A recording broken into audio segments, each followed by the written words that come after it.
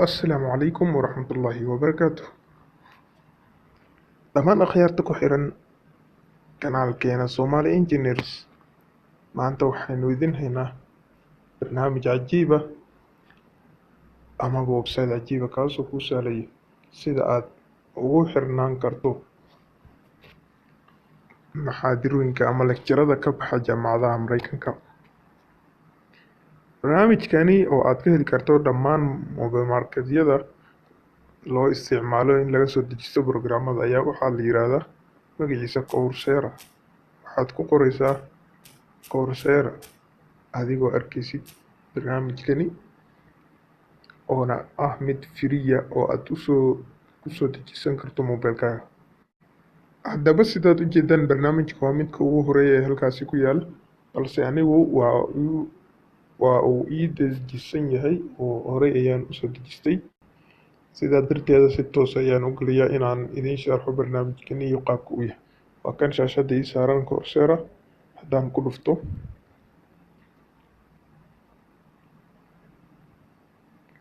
waxaad u jeedaan qaybta sare ee page-ka ugu horeeya waxaad gelinaysaa sawirkaaga, magacaaga, halka qaybta ku xigtana ay tahay koorsooyinka adigu aad hadda ku jirtid amaba aad iska sajishay, iska diiwaan gelisay.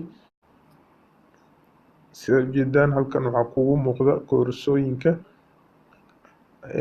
adigu aad u baahnaan karto, maadaama anigu aan horey diiwaan geliyey qaybta aan rabo in koorsooyinkeeda la iisoo bandhigo.